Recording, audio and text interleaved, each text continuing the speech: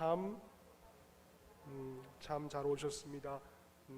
우리 앞뒤로도 한번 인사할까요? 아유, 참 잘 오셨습니다. 시작. 예, 아유, 참 잘 오셨습니다. 오늘 말씀을 통하여서 여러분의 삶에 변화가 있기를 예수님의 이름으로 축원을 드립니다. 또 저의 삶에도 하나님의 은혜가 충족하게 임재하여 주셔서 목사로서 부끄럽지 않은 삶을 살아갈 수 있기를 예수님의 이름으로 축원을 드립니다. 예배를 설교를 시작하기 전에 우리 저기 유초동부 친구들은 앞으로 나와주세요. 여기 이렇게 앉아주세요. 유초동부 선생님 총무 누구시죠? 박금수 집사님께서 같이 대동하셔서 이렇게 앞으로 여기 와 앉아주세요. 여기 와서 빨리 와세요. 빨리 오세요. 예배에 앞에 좀 와서 경청할 수 있도록 앞에 좀 와주세요. 총무 선생님께서 인도해 주세요. 그동안 우리 임상미 집사님 나오셔서 찬양하겠습니다. 한 절만 하겠습니다. 자, 빨리 나오세요. 오늘 치원이 안 나왔죠? 예, 빨리 나오세요. 1절만 합시다. 찬양. 아이고, 오늘 이쁘게 입으셨네요. 나오세요. 1절만 하세요. 1절만.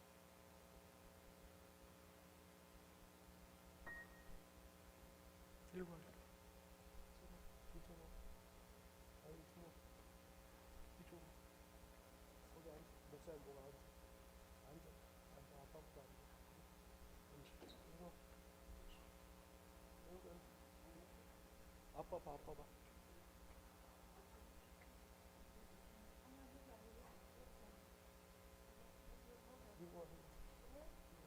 왼쪽.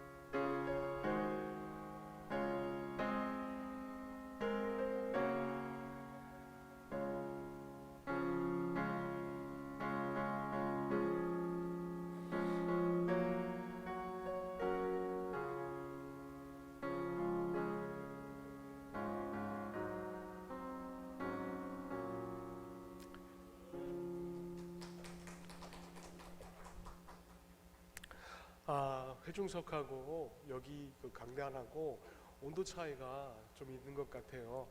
제가 방금 전에 회중석에 앉아봤는데 회중석은 굉장히 춥습니다. 근데 강단은 이 불이 라이트가 비춰주기 때문에 그렇게 춥지가 않거든요. 그래서 여러분 좀 추우시면은요 뒤에 가셔서 에어컨을 끄셔도 됩니다.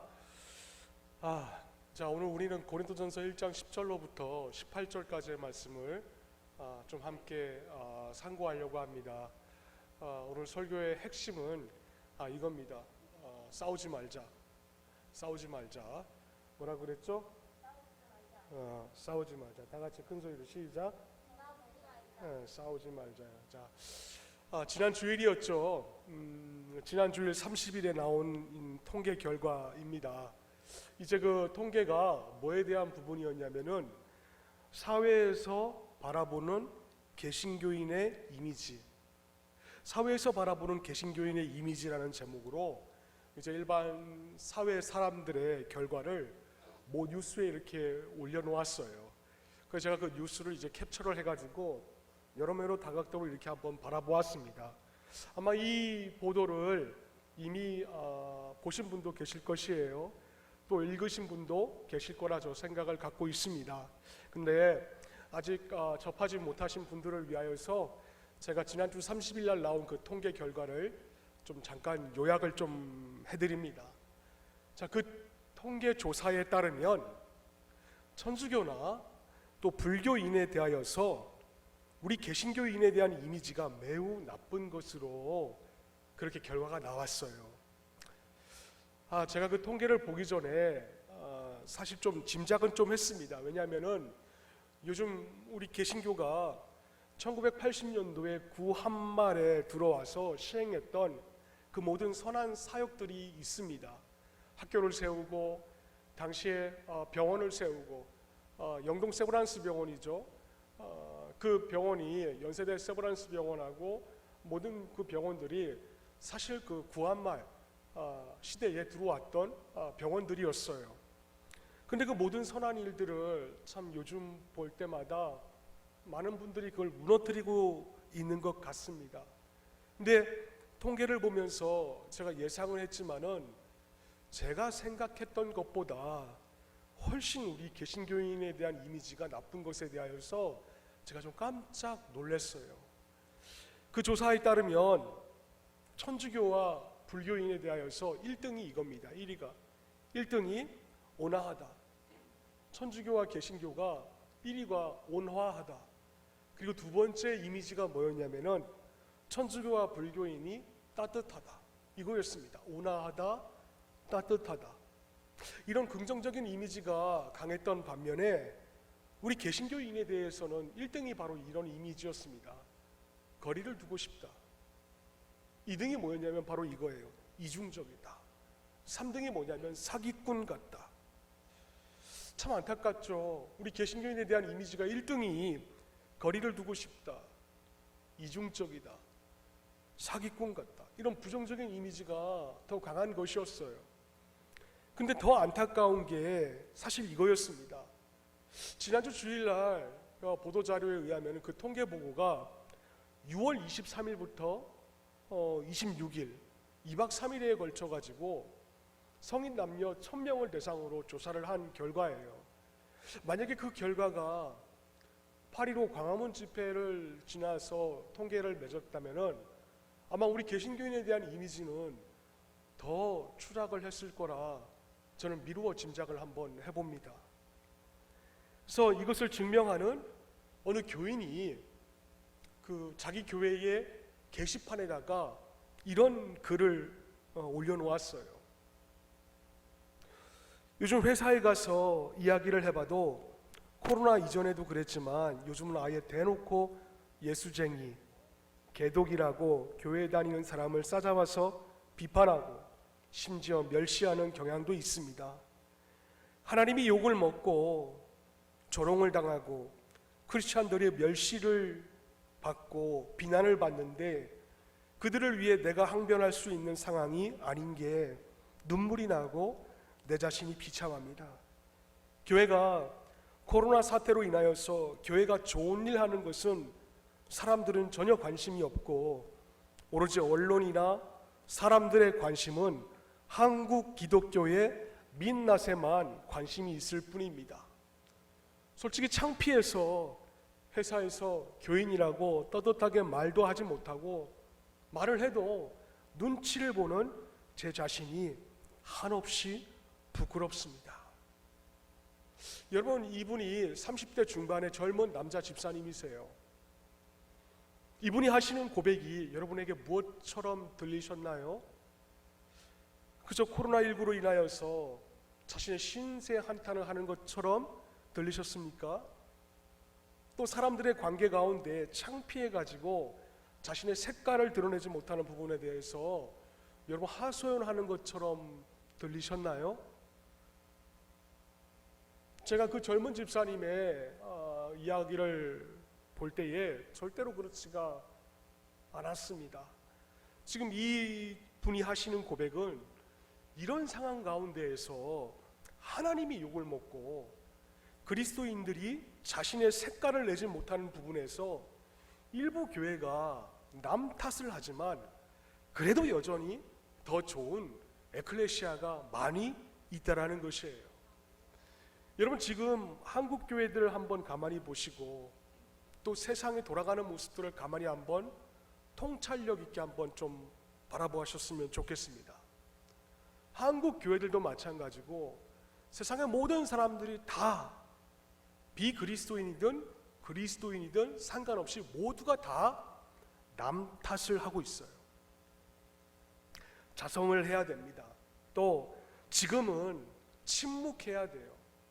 침묵해야 되고 기도해야 되는데, 또 그러면서 자신을 돌아볼 줄 알아야 되는데, 모두가 다 외부에서 요인을 찾으려고 하고 있다는 것입니다. 왜 그럴까요? 왜 이렇게 한국 기독교나 또 세상의 사람들이 이렇게 남 탓으로 변질되고 말았을까요? 제가 이것을 묵상하다가 한 가지 깨달은 게 있습니다. 그게 뭐냐면은 교회가 건물만 너무 강조했다라는 것이에요. 교회가 건물을 남기려고 했다라는 것입니다.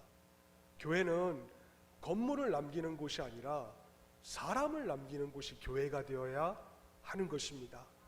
근데 그 사람을 교회가 치유하고 회복하여서 세상 속의 교회로 만들어야 되는데, 교회가 지금 2000년대까지 건물만 남기려고 하였기 때문에 그래요.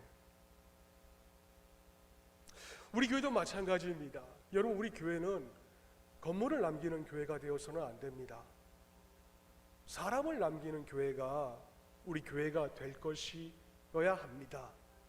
왜냐하면은 앞으로 5년 뒤에 우리 교회가 지금 이 추세로 간다면은 우리는 모두 우리 교회에 60대 이상만이 남아 있습니다.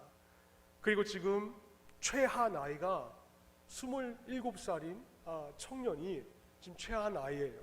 앞으로 5년 뒤에 그 청년이 32살이 될 터인데, 그러면은 30대 후반과 40대 50대가 없이 모두가 다 60대 후반 전반이 되는 분들만 남아있다라는 것이죠. 이런 가운데 우리 교회가 어떻게 나아가야 될까요? 제가 요즘 이 문제를 가지고 기도를 하고 있다가 하나님께서 저에게 주신 감동은 가라라는 거였습니다. 어디로 갈지는 저도 잘 모르겠어요. 그러나 우리 교회가 앞으로 이 컨텐츠를 가지고 살아남기 위해서는 우리 교회가 유동인구가 있는 곳으로 지금보다도 더 작은 사이즈의 건물로 움직여야 되지 않는가, 그 기도의 생각은 가지고 있습니다. 그래서 여러분들의 기도도 제가 좀 요청을 드립니다. 삶이 이래요. 세상이 이렇습니다. 자, 이런 가운데 우리가 어떻게 하면 이 무너진 한국교회의 신뢰를 회복할 수 있을까요? 또 우리가 어떻게 하면 이 고아 지역에서 살아남을 수 있는 교회가 될 수 있을까요? 저는 이 문제를 가지고 성경을 보다가 오늘 고린도전서 1장 10절로부터 18절까지의 말씀에 바울이 얘기하고 있는 이 말에서 해답을 제가 발견을 하였습니다. 자, 우리가 그것을 알기 위해서는 당시 고린도 교회가 속하여 있는 고린도 섬에 대하여서 좀 배경을 좀 먼저 알아봐야 될 필요가 있습니다. 여러분, 오늘 고린도 전서는 바울이 고린도 교회를 향하여서 썼던 편지예요. 근데 이 수신자들, 이 고린도 교인들이 속하여 있는 고린도 섬이 어땠는가, 우리가 좀 그걸 알아봐야겠죠. 이 고린도 섬은 우리 한국에 있는 부산 항구와도 같은 항구 도시입니다. 생명의 삶을 이수하신 분들은 이 항구 도시다 그러면 꼭 두 가지를 제가 기억을 해야 된다 말씀드렸어요. 하나는 뭐냐면은 해외에서 들어오고 있는 물류가 많다. 두 번째는 뭐냐면은 해외에서 들어오고 있는 선원들이 많기 때문에 이방신들이 이 고린도 섬에는 많이 있다라는 것입니다. 특별히 이 고린도 섬은 돌출된 지형입니다. 돌출된 지형에 있는 항구 도시예요. 돌출되다 보니까 이 동쪽과 서쪽에 있는 항구가 다릅니다. 한쪽은 어떤 항구냐면 동쪽에 있는 항구는 겐그레아 항구예요. 겐그레아 항구. 동쪽에 있는 항구의 이름은 뭐냐면은 레게움이라는 항구입니다. 그런데 이 동쪽에 위치한 겐그레아 항구와 서쪽에 위치한 레게움 항구의 역할이 둘 다 달랐어요. 뭐가 다른가? 당시는 로마 시대였습니다. 모든 길은 로마로 통한다라는 그 말이 있듯이 이 갱그레아 항구에서는 에베소로 가는 통로가 있었어요. 그럼 이 옆에 레게움 항구는 어떤 곳으로 가는가? 바로 로마로 가는 항로가 이 레게움 항구에 있었습니다. 그렇기 때문에 이 모든 고대 근동의 모든 사람들이 로마로 가기 위하여서 또 밑에 있는 에베소라는 곳으로 가기 위해서 꼭 통과해야 될 관문이 어디였냐면은 바로 오늘 우리가 바라보고 있는 고린도 도시였다라는 것입니다. 자, 항구 도시이고 모든 사람들이 로마로 가기 위해서 에베로 가기 위해서 무역업을 하고 장사를 하기 위해서는 이 고린도라는 곳을 통과할 수밖에 없다. 이게 뭘 의미하는가? 이 도시를 이용할 수밖에 없다라는 것은 자연스럽게 상업이 발달을 하고 상업이 시장이 형성이 되니까는 자연스럽게 돈이 많은 도시가 되고, 자 그러다 보니까 돈이 많은 도시이다 보니까는 자연스럽게 이 도시에 와서 장사를 하려고 하는 유동 인구가 굉장히 많이 있었다는 것을 의미하고 있어요. 또 항구 도시이다 보니까 외국에서 다양한 인종들이 많이 들어오고 있습니다. 그러기에 고린도라는 도시는 살고 있는 사람들이 점점 더 많아지다 보니까는 고린도 섬에서 고린도시로 승격이 되었어요. 고대 문헌에 보면은 당시 이 고린도 안에 몇 명의 시민으로 살고 있었는가? 약 10만 명이라는 되는 사람들이 이 고린도시에 살고 있었다라고 합니다. 자, 그러다 보니까는 주변에 많은 사람들이 지금도 아메리칸 드림이 있듯이 또 코리안 드림이 있듯이 이 고린도 드림이라는 것이 난무할 정도였다 그래요. 그래서 로마서 16장 23절 말씀해 보시면은 나와 온 교회를 돌보아주는 가이오라는 자도 있을 수가 있었습니다. 여러분, 저 말씀에서 가이오가 대체 누구냐라는 거예요. 저 가이오라는 자는 오늘 본문의 14절 말씀해 보시면은 나는 그리스도와 가이오 외에는 너희 중 아무에게도 내가 세례를 베풀지 아니한 것을 감사한다라 그랬습니다. 14절 전반절에 나는 바로 바울을 가리키고 있어요. 그러니까 바울이 세례를 준 자가 바로 가이오라는 자이고, 이 가이오라는 자는 한 개인으로서 당시 온 교회를 돌보아주고 있었던 자였다라는 겁니다. 당시 고린도시에는 가정에서 모이는 교회가 있었습니다.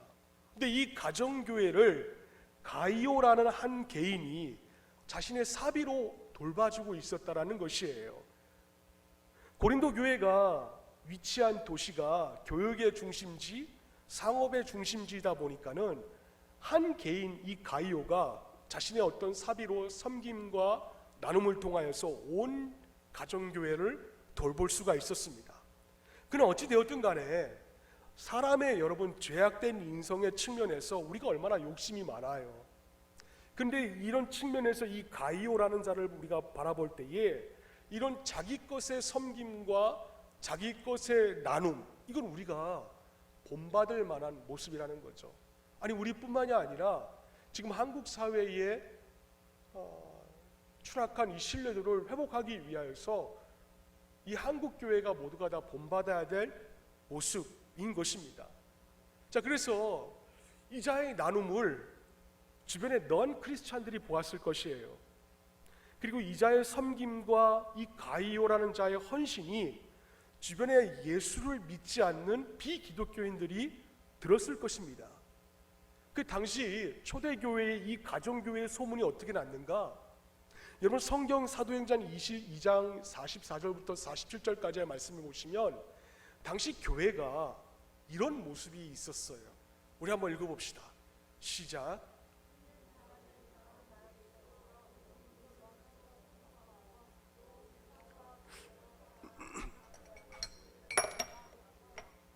날마다 마음을 같이하여 집에서 기쁨과 하나님을 찬미하며 또 온 백성에게 칭송을 받으니 주께서 구원받는 사람을 날마다 더하게 하시니라. 아멘. 집에서 떡을 떼고 기쁨과 순전한 마음으로 음식을 먹었어요. 음식 먹고 난 다음에 하나님을 찬양했더니 그 결과가 뭐냐? 온 백성에게 칭송을 받았다는 것입니다. 온 백성에게 기독교인이든 비기독교인이든 이 가정교회를 바라보면서 칭송을 했어요. 그 결과가 뭡니까? 그들의 모습을 바라보고 이방인들이 예수를 믿게 되었다더라. 여러분, 정말 이 말씀이 구현되는 아름다운 고린도 가정교회였습니다. 더군다나 이 교회 안에는요, 세 부류의 사람들이 있었어요. 첫 번째는 어떤 자였냐면은 태어날 때부터 자유인이었던 자들이 있었고, 두 번째 부류는 과거에 노예였다가 이제 자유인으로 신분이 상승한 자들이 있었고, 마지막 세 번째 부류는 완전히 노예인 자들, 종들인 자들이 한 교회, 고린도 가정교회 안에서 신앙생활을 유지하고 있었습니다. 그런데 주목해야 될 것은 이 가이오라는 자가 한 개인이 재력이 많고 그리고 지식이 풍부함에도 불구하고 신분을 가리지 않고 누구나 자기의 사비를 통하여서 섬기고 나누고 헌신을 했다라는 것입니다.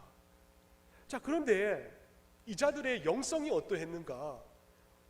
여러분, 우리 한번 읽어봅시다. 고린도전서 12장 7절부터 10절까지의 말씀, 이 자들의 영성에 대해서 나오고 있어요. 한번 읽어봅시다. 시작. 각 사람에게, 어떤 사람에게는 성령으로 말미암아, 또 어떤 사람에게는 지식의 말씀을,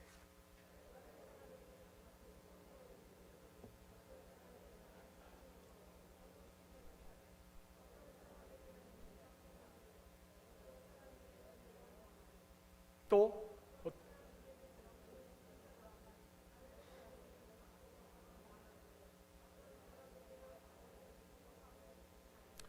대단하지 않습니까? 한 교회 안에서 성도들이 은사를 가지고 있는데 모든 사람에게 다 은사가 있다라는 거예요. 병 고치는 은사, 하나님의 능력을 행함의 은사, 예언의 은사, 분별의 은사, 방언의 은사, 또 그 방역 통역을 하는 그 은사. 정말 이 고린도 가정교회는 은사가 넘치는 교회였습니다. 어떤 교회와 대놓고 비교해봐도 이런 가이오라는 자의 어떤 섬김과 나눔도 찾아볼 수도 없었지만은 지금 이 고린도 가정교회 안에 있는 이 모든 은사들, 정말 단점과 결점이라고는 찾아볼 수 없었던 아름다운 신앙의 공동체였어요. 근데 문제가 거기서부터 발단이 되었습니다. 고린도 안에는 2만 명이라는 기독교인들이 있었어요. 근데 여러분, 한번 상상해 봅시다. 이와 같은 고아중간교회 같은 교회가, 우리가 지금 안고 있는 이 좌석수는 100명을 수용할 수 있는 인원입니다.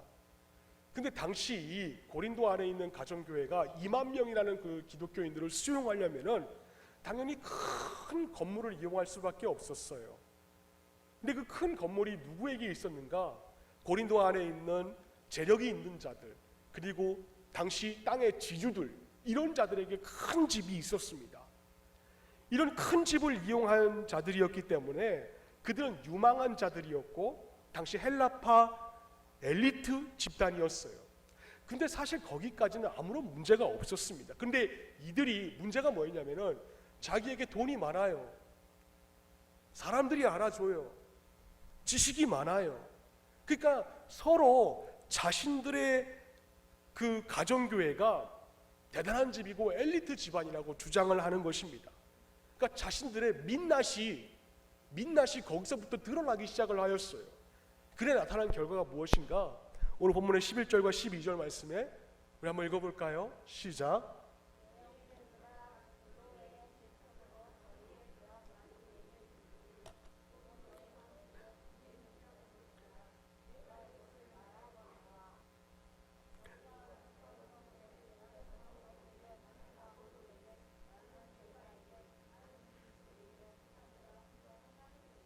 아멘.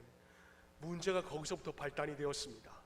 문제가 거기서부터 시작이 되었어요. 여러분, 11절 말씀에 글로에라는 자를 우리가 한번 주목해 봅시다. 글로에. 춥죠? 이제 들어가세요. 들어가요. 예. 11절에 글로에라는 그 여자 성도를 우리가 좀 한번 주목해 봅시다. 여러분, 글로에라는 자가 어떤 자였는가? 여러분이 가지고 있는 성경책이 여러분 것이라면은 한번 이렇게 한번 글을 써봐놔도 괜찮을 것 같아요. 언제 제가 또 이 말씀을 붙잡을지 모르니까. 여러분, 이 글로에라는 자는요, 그 고린도와 갱그레아 항구에서 그 에베소로 향하는 무역업을 독점하고 있었던 여자였습니다. 독점을 했어요. 그럼 독점했다 그러면은 이 여자가 돈이 굉장히 많았다는 것을 의미하고 있습니다. 근데 돈이 많음으로 인해서 상업을 하는 데 있어서 자신의 재력을 그 에베소에 이어줄 자가 필요했는데, 그 글로에의 무역업을 도와주는 종들이 있었는데, 그 종들이 고린도 교회의 그 분쟁과 분열하는 모습을 바라보고 에베소 교회에 있는 그 바울에게 이야기를 한 거예요. 봐라, 바울, 당신이 설립한 그 고린도 교회가 지금 이렇게 싸우고 있다, 이렇게 얘기를 하는 것입니다. 근데 중요한 문제가 뭔지 아십니까? 그들이, 그 종들이 고린도의 교회의 모습을 봤어요. 싸우고 분열하는 모습을 봤습니다. 근데 그 모습을 바라보고 보고를 하는 자가 모두가 다 넌 크리스찬들이라는 거예요. 예수를 믿지 않는 자들이었다는 겁니다. 즉 크리스찬인 자들에게, 비기독교인들에게 그 교회의 민낯을 보여주었다라는 거예요. 여러분, 당시 고린도 교회의 그 얼굴이 어땠는가? 11절 하반절에 기록이 되어 있는 대로 너희 가운데 분쟁이 있다. 이게 바로 고린도 교회의 민낯이었어요. 여러분, 재밌지 않나요? 고린도 교회는 어떤 교회와도 비교할 수 없을 정도로 수많은 은사를 가지고 있었습니다. 섬김과 나눔, 그리고 방언 통역하는 것, 병 고치는 은사, 수많은 은사가 그 고린도 교회 안에 있었어요. 그런데 왜 그렇게 많은 은사가 있는데 왜 분쟁을 하느냐? 답은 간단하죠. 이 고린도 안에 있는 교인들이 자기의 얼굴을 보지 못한 거예요. 민낯을 보지 못하니까 뭐가 보이는가? 남에게 있는 먼지 가지고 이 자들이 들보처럼 여기는 겁니다. 여러분 보세요. 우리 한글 개역 개정 성경과 그 개역 성경에는 10절과 11절 말씀해 보시면 본문에 공통된 단어가 있습니다. 그 공통된 단어는 바로 분쟁이라는 단어예요. 그런데요, 원어 성경에, 헬라어 성경으로 보시면은 헬라어 사본에는 10절의 분쟁과 11절의 분쟁이 사실 다른 단어입니다. 뭐가 다른 단어인가? 10절에서 그 분쟁이라는 단어는 원어 성경으로 보시면은 분열이라는 의미를 가지고 있어요. 분열. 11절의 분쟁이라는 단어는 싸우다, 다투다, 그 의미를 가지고 있는 단어를 사용하고 있습니다. 때문에 이들이 서로 자기들의 민낯을 보지 못하기 때문에 내가 엘리트예요, 내 주장이 맞습니다, 내 탓이 아니라 모두가 다 남 탓입니다. 그러니까 자연스럽게 10절에 분열이 일어날 수밖에 없었고, 이 분열이 어디로 이어졌는가? 11절에 분쟁으로 이어질 수밖에 없었습니다. 여러분, 그런데 가만히 한번 보세요. 10절과 11절 말씀에 뭐가 먼저입니까? 싸움이 먼저인가요? 분열이 먼저인가요? 싸움이 먼저입니까? 분열이 먼저입니까? 10절에 분열이 먼저예요. 왜? 자기 얼굴을 보지 못하니까 자기가 맞거든요. 자기가 최고거든요. 근데 바울은 이런 자들에게 어떤 진단 결과를 내립니까? 우리 한번 읽어봅시다. 3장 1절 말씀 시작.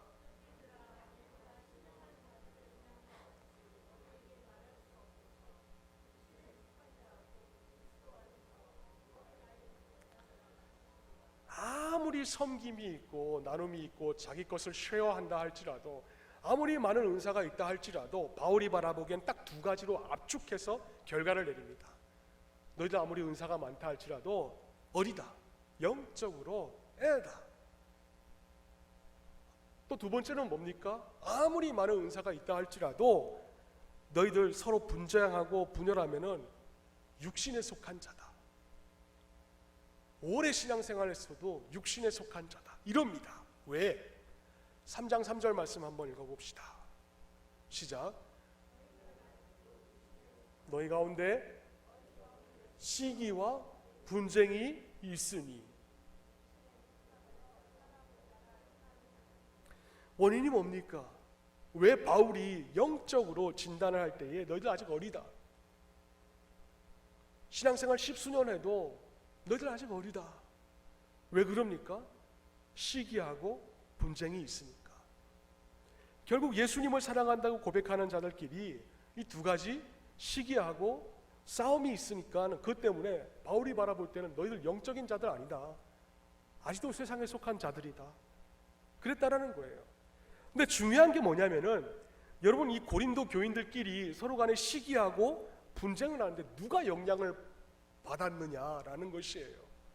서두에 말씀드렸다시피 엉뚱하게 그들이 서로 싸워가지고 교회가 갈라지는 게 아니라 엉뚱하게 이 영향이 어디에 갔냐면은 당시 글로의 집에서 무역업을 도우고 있던 그 넌 크리스찬들, 그 종들이 다 부정적인 영향을 받고 말았어요. 여러분, 오늘날 우리 한국교회가 그렇지 않습니까? 저는 여기서 있으면서 다 보고 있거든요. 한국교회만큼 여러분 예배 많이 드리는 교회가 전 세계에 또 어디 있습니까? 한국교회만큼 전 세계에서 기도하는 교회가 또 어디에 있습니까? 없어요. 매일 아침마다 새벽기도, 수요기도, 수요예배, 금요일날 소그룹 모임, 토요일날 성경 공부 모임, 전 세계에서 이만큼 예배 많이 드리고 이만큼 기도 많이 하는 교회는 전 세계에서 한국교회밖에 없습니다. 근데 왜 이러냐라는 거예요. 왜 기독교의 개신교의 신뢰도가 왜 땅바닥에 떨어지고 말았냐라는 것입니다. 답은 딱 하나죠. 일상의 삶에서 기독교인들이 자기들의 민낯을 보지 못하는 거예요. 자기들이 어떻게 신앙생활을 하고 있는지를 못 보는 것입니다. 그래서 모두가 다 내 탓이 아니에요. 다 남 탓입니다. 여러분, 함께 울고 함께 웃어야 되는 그런 가운데 교회가 세상 밖의 교회가 아니라 세상 가운데 있는 교회가 되어야 되는데 어느 순간부터 우리에게 이게 없어졌어요. 이게 없어지고 자신과 마음이 통하는 사람들끼리만 앉아 있습니다. 자신과 마음이 통하는 사람들끼리만 예배를 드립니다. 교회가 세상을 위한 교회가 되어서 세상의 빛과 소금의 역할을 감당해야 되는데 교회가 세상 밖의 교회가 되어버리고 말았어요. 지금 이 말씀을 듣고 있는 분들 가운데서도 어떤 분은 남 탓이라고 생각을 할지도 모르겠습니다. 근데 문제가 뭔지 아십니까? 이렇게 교회가 분열을 일으키고 남 탓을 하고 분쟁하는 가운데 본문 속에 엉뚱한 근로의 집에서 무역업을 도와서 생활하고 있는 그 종들, 넌 크리스찬들이 부정적인 영향을 받아서 다 떠난 것처럼 교회가 이렇게 서로 싸우고 분쟁하는 동안에 교회의 모습을 바라보고 상처받고 떠나는 이들이 있다라는 것이에요. 여러분, 그 떠나는 자가요, 초신자가 될 수도 있습니다. 그리고 그 떠나는 자가 우리들의 모습을 바라보고 자녀가 될 수도 있습니다. 서두에 말씀드렸던 그 개신교의 신뢰도 하락, 그리고 어느 교회에 30대 중반의 남자 집사님이 회사에 가면 동료들이 개독이라 그러고 예수쟁이라고 멸시하게 만든 것도 다 우리의 민낯의 결과물이에요. 그래, 에스겔서 3장 18절 말씀 우리 한번 읽어볼까요? 시작. 말로 악인에게 일러서 그의 악한 길을 떠나 생명을 구원하게 하지 아니하면 그 악인은 그의 죄악 중에서 죽으려니와 내가 그의 핏값을 내 손에서 찾을 것이다. 악인이라는 것은 하나님을 찾지 않는 자들을 말씀하고 있는 것입니다. 근데 그 악인은 하나님을 찾지 않는 자들에게 영혼을 크리스찬들에게 붙여놨는데 그 크리스찬들이 그 영혼이 떠남으로 인하여서 하나님께서 그 핏값을 누구에게 묻는다면은 바로 우리에게 묻겠다라는 것입니다. 굉장히 무서운 말씀이시죠. 교회가 그렇게 분열하고 분쟁하는 사이에 떠나버린 그 영혼들의 핏값을 너의 손에서 내가 물을 것이다. 그렇게 하셨어요.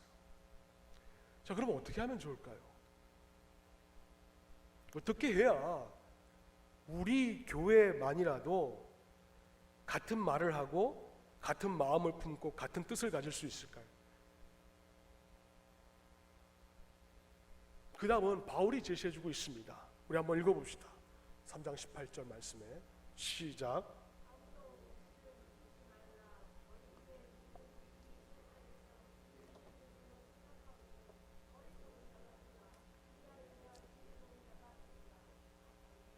그렇게 은사가 많고 그렇게 섬김과 나눔이 있었던 고린도 교회인데 서로 자기들이 잘났다 그래서 남 탓을 하고 있는 그 공동체에 바울이 딱 두 가지의 진단 결과를 내리고 있습니다. 하나, 첫 번째는 뭐냐면은 너희 자신을 속이지 말라라는 거예요. 자신 속이지 마. 합리화로 속이지 마. 두 번째 뭐냐면은 바보가 되라고 하고 있습니다. 어리석은 자가 되라. 여러분, 그런데요 3장 18절 맨 앞에 보면은 아무도라고 나와 있습니다. 아무도, everyone, 아무도라는 거죠. 이 아무도라는 말이 통하여서 우리가 알 수 있는 게 뭐냐면은 지금 고린도 교회, 가정교회 안에 누가 있냐면은 자신을 속이는 자가 있다 라는 것을 의미하고 있어요. 무엇을 공동체에 속이고 있는가? 6장 5절 말씀에 보시면은 이 자들이 자기 기만을 하고 있는 것을 볼 수가 있습니다. 내가 너희를 부끄럽게 하려 하여 이 말을 하는데 너희 가운데 그 형제 간의 일을 판단할 만한 지혜 있는 자가 하나도 없다라는 거예요. 그러니까 바울이 뭘 얘기하고 있냐면은 걔나 너나 똑같다라는 거예요. 똑같은 자들끼리 뭐가 잘났다고 그렇게 판단하고 분열하고 싸우고 있느냐라는 겁니다. 자기 스스로는 지혜 있는 줄 알았는데 바울이 바라보기에는 너나 쟤나 똑같다라는 거예요. 그래서 우리가 주목해야 될 단어가 있는데요 3장 18절 말씀에 속이다 라는 단어입니다. 이 속이다라는 단어는 헬라어 원어에 보시면은 에사파토트라는 단어예요. 에사파토트라는 단어인데 그 뜻이 뭐냐면 위선이라는 겁니다. 그러니까 속이다라는 것이 위선적인 행동을 하다라는 것입니다. 뭘 위선적으로 행동을 하는가? 교회에 오면 경건한 거예요. 교회에 오면은 경건합니다. 근데 교회 밖에서는 경건하지 않는 것. 교회 안에서는 집사입니다. 근데 교회 밖에서는 집사가 아닌 것. 교회 안에서는 성직자입니다. 근데 교회 밖에서는 성직자가 아닌 것. 여러분, 그런데요 이런 위선적인 모습이 당시 고린도 교회의 모습뿐만이 아니에요. 우리 한국 교회에 만연하고 있는 고질병 가운데 하나입니다. 제가 오래전에 사랑의 교회 이제 원로 목사님이셨던 그 고옥하는 목사님에게 대해 설교를 제가 들은 적이 있었어요. 들어보세요. 장안의 유명한 호스티스 한 분이 복음을 듣고 예수 영접 모임에 참석을 하여 예수를 영접하게 되었습니다. 굉장히 그 당시에 그 청담동과 그리고 강남역 6번 출구에는 그 유흥이 굉장히 많았어요. 유흥거리가. 근데 당시 굉장히 유명한 술집에서 일하던 분인데 그분이 예수 믿고 은혜를 받아가지고 이제 사랑의 교회 교인이 되었습니다. 근데 이분이 하는 말이 뭐냐면은 자기가 술집에서 일할 때에 꽤 많은 크리스찬들이 자기 손님이었다라는 것이에요. 그 심지어는 주일날 예배 마치고 그 사랑의 교회 강남역에 있는 그 교회 가시면은 지금은 아니지만은 과거에 사랑의 교회 가시면은 교회 종탑이 있었어요. 위에 있는 시계가 있는 종탑이 있었는데 그 종탑에 가서 이렇게 교회 마당에서 차도 마시고 그러다가 갑자기 예전에 자기 손님을 그 교회에서 만났다라는 것입니다. 여러분, 충격적인 말 아닌가요?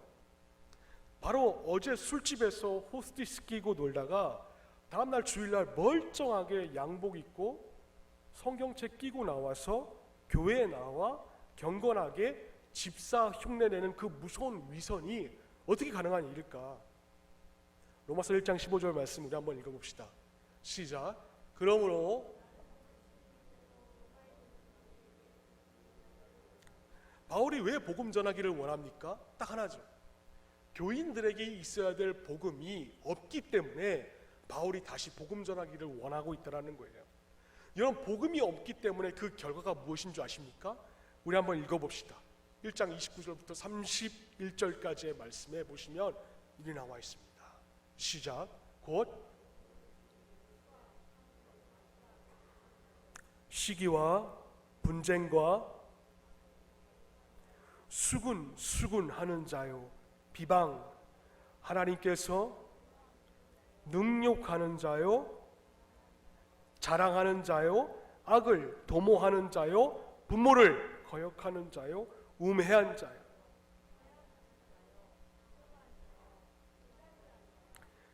그들이 이 같은 일을 행하는 자는 뭐에 한다고요? 사형에 해당한다고 하나님께서 정하신 줄 알아요. 알고도 자기들만 행할 뿐 아니라 또한 그런 일을 행하는 자들을 옳다 하느니라.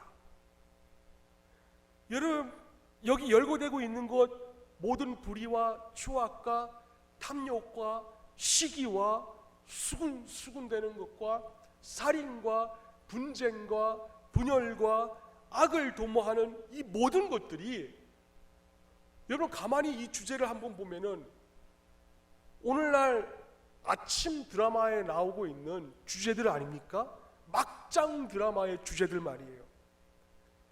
모두가 다 하나님을 알지 못하고 거절하는, 하나님을 마음에 두기 싫어하는 타락하고 변질된 사람들의 행동 양식이 바로 이 로마서 1장 29절과 31절에 거열하고 있는 이 모든 것들이에요. 불의와 추악과 수군, 분쟁, 시기, 살인. 여러분, 바울이 전하고 있는 위선적인 항목들을 한번 자세히 한번 보세요. 근데 이런 것들이 지금 어디에서 발견되고 있습니까? 교회 밖에서 발견되는 게 아니라 교회 안에서 발견되는 것들이라는 거예요. 너무나 만연되어 있는 것 아닙니까? 마음이 너무 아팠어요. 어쩌다 교회가 이렇게 되었을까? 어쩌다 교회의 신뢰도가 이렇게 땅바닥에 곤두박질 쳤는지, 왜 하나님을 알지 못하는 자들에게서 나타나야 될 이 행동 양식들이 왜 이렇게 많이 교회로 흘러들어왔는가, 이거 말입니다. 제가 이와 같은 현상을 묵상하다가 한 가지 깨달은 게 있어요. 이게 뭐냐면은, 복음이 내 안에 살아 역사하시고 또 복음이 내게 영향을 미치면은 우리의 이 거룩한 영향이 어디에 미쳐지냐면 세상에 미쳐집니다. 그런데 우리가 복음의 영향을 받지 못하고 간수하지 못하면은 우리가 도리어 세상의 영향을 받을 수밖에 없다는 것을 제가 발견을 하였어요. 여러분, 우리 공동체만이라도 아직 늦지 않았습니다. 지금이라도 복음의 정신을 우리가 간수해야 되는 것이에요. 그래서 무너진 이 신뢰도를 우리가 회복하고 이 지역사회에 우리 고아중앙교회가 왜 있어야 되는지에 대한 동기를 통하여서 이 지역사회를 위한 교회를 우리가 가꾸어 나가 보자고요. 그래서 지역을 위해서 존재하는 교회가 됩시다. 때문에 우리가 복음으로 돌아가야 돼요. 복음으로 돌아가세요. 두 번째, 우리가 같은 말과 같은 마음과 같은 뜻을 갖기 위하여서 바울이 전하고 있는 모두가 다 바보가 되어야 됩니다. 바보가 되어야 돼요. 우리 앞뒤로 한번 얘기해 봅시다. 바보가 됩시다. 시작. 좌우 옆에도 한번 인사해 봅시다. 바보가 됩시다.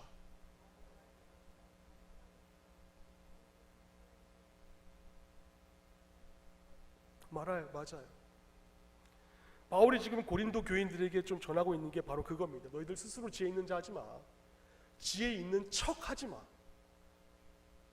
어리석은 자가 되라고 전하고 있어요. 여러분, 제가 지금 여러분들에게 드리고 있는 이 말씀이 여러분들 귀에 남아있을지는 모르겠습니다. 그러나 하나님께서는 분명하게 우리들에게 어리석은 자가 되라고 말씀을 하고 있어요. 그게 안 되기 때문에 다 남 탓을 하는 것입니다. 3장 18절 말씀 우리 한번 읽어볼까요? 시작.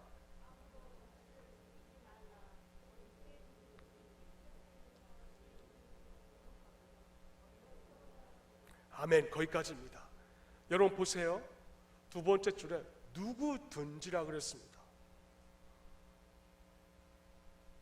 신앙생활 오래 한 자들이거나 또 방금 믿었던 자들이나 애나 어른이나 상관없이 누구든지 어리석은 자가 되라. 여기서 어리석은다는 말의 의미가 뭔가요? 바울이 이 어리석다라고 전하는 것은 세상에 대하여서 어리석고 대신에 그 어리석은 부분을 하나님의 지혜로 채우라고 전하는 것입니다. 하나님의 지혜가 뭡니까? 하나님의 지혜의 출발점은 먼저 자신의 민낯을 발견하는 데서부터 시작이 됩니다. 자신의 현재의 모습이 어떤 것인 부분에 대하여서 출발을 하는 거예요. 그걸 보지 못하니까 다 남 탓을 하는 것입니다. 당시 헬라인들은 그리스도인들이 가치를 두고 있는 아가페적인 사랑이나 교회의 하나됨, 십자가를 지는 자기 부인, 이런 항목이 헬라인들의 눈에서는 어리석은 것이라고 생각을 했어요. 근데 하나님은 그 어리석은 것이 오히려 지혜롭다라고 말씀을 하고 있습니다. 1장 18절 말씀 한번 봅시다. 읽어볼까요? 시작. 십자가의 도가 멸망하는 자들에게는 구원을 받는 우리에게는 할렐루야. 우리 모든 공동체의 모든 교인들이 이 하나님의 능력을 탑재할 수 있기를 바랍니다. 때문에 우리는 자기 부인을 통하여서 남 탓이 아니라 내 탓을 해야 돼요. 여기서부터 출발해야 됩니다. 그 축이 우리 마음에 리빌딩 되어야 되는 것이에요. 왜? 여러분 이게 없잖아요. 이게 있어야 우리에게 뭐가 나타날 수 있냐면은 방금 전에 1장 18절 말씀에 우리의 삶에 하나님의 능력이 나타날 수 있기 때문에 그렇습니다. 여러분 그 하나님의 능력이 우리의 삶에 드러나면은 우리의 삶이 풍요로운 삶을 살 수밖에 없는 것이에요. 이게 안 되니까 이 하나님의 능력이 우리의 삶에 자기 부인을 통하여서 나타나질 않으니까 우리는 계속적으로 막내 기질을 가질 수밖에 없고 영적으로 어린아이밖에 되지는 못하는 거예요. 요즘 교회들을 바라보면 이런 하나님의 능력이 나타나는 교회가 있습니까? 별로 없어요. 오히려 그 능력을 가리우고 있습니다. 정말 중요한 것은 옷을 찢는데 남의 옷을 찢는 게 아니라 내 옷을 먼저 찢어야 돼요.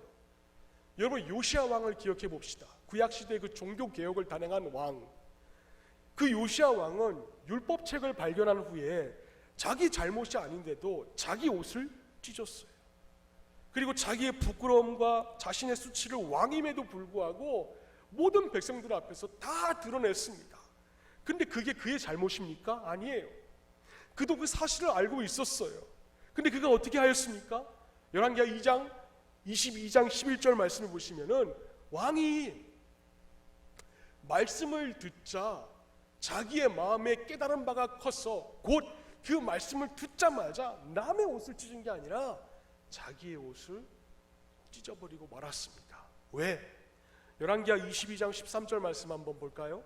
너희는 가서 나와 백성과 온 유다를 위하여 이 발견한 책의 말씀에 대하여 여호와께 묻는데 우리 조상들이 이 책의 말씀을 듣지 아니했다라는 것입니다.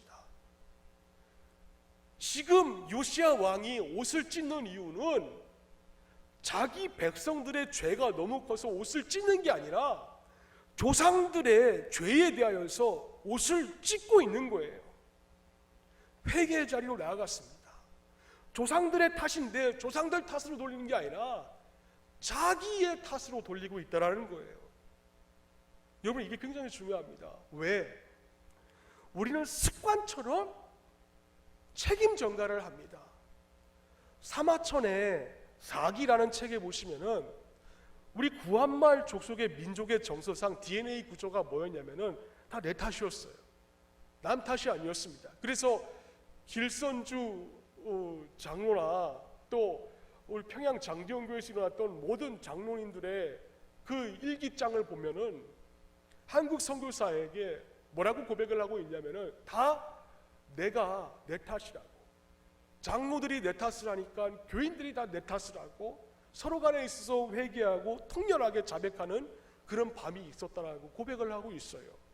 그런데 우리 한국 교회가, 한국 민족이 일제 식민지 생활 가운데 살기 위하여서 모두가 다 남을 팔아야 되기 때문에 그때부터 남 탓을 하게 되었다라는 사회연구학자의 조사 결과가 나오고 있습니다.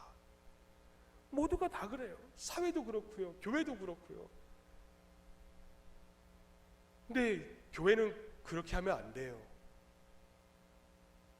왜냐하면은 책임 전가가 출발점이 어디였는가? 아담과 하와가 선악과를 따먹은 그 이후부터 나타나는 결과가 바로 책임 전가이기 때문에 그렇습니다. 하나님 먹지 말라 그랬어요. 다른 거 다 먹어도 되는데 동산 중앙에 있는 선악과만큼은 먹지 말라 그랬어요.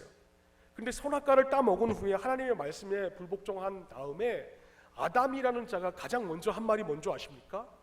우리 한번 읽어볼까요? 3장 12절 말씀 시작.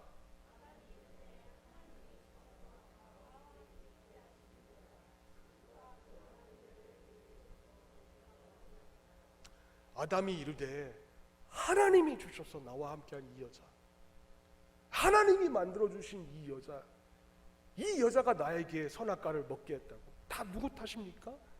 남 탓이에요. 남 탓. 선악과를 먹은 다음에 가장 먼저 한 말이 책임 전가 이거였다는 것입니다. 결국 이 책임 전가 때문에 아담과 하와가 어떻게 되었습니까?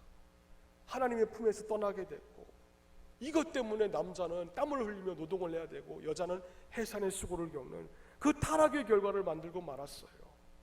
때문에 우리만이라도 남 탓으로 하지 맙시다. 책임 전가하지 마세요. 이 집사 때문에, 박 집사 때문에, 김 집사 때문에 그래 하지 맙시다.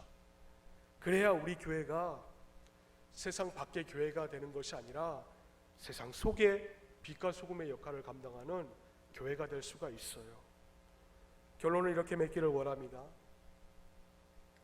지금 한국 교회가 너나 할 것 없이 모두가 다 위기 가운데 있습니다. 얼마 전에 노회 안에 규칙부에 가서 모임을 가졌는데 그 노회 안에 규칙을 만드는 규칙부 모임에 속하여 있는 6명의 목사님들 교회도 지금 다 어려워요. 딱 한 군데 교회만 빼고, 옥계에 있는 섬기는 교회만 빼고, 그 섬기는 교회는 개척교회인데 사람이 많아져서 주변에 아파트 단지가 들어서니까는 이사를 간다 그럽니다. 근데 그 섬기는 교회만 제외하고 나머지 5교회는 다 어려워요. 신뢰도가 하락하고 자녀들이 교회를 떠나고 말았습니다. 또 성도들은 회사에 가서 크리스찬이라고 자신의 색깔도 드러내지 못하고 오히려 감추어야만 된다고 합니다. 이런 가운데 우리가 뭘 해야 되냐면은 바보가 돼야 돼요. 바보가. 어리석은 바보가 돼야 됩니다.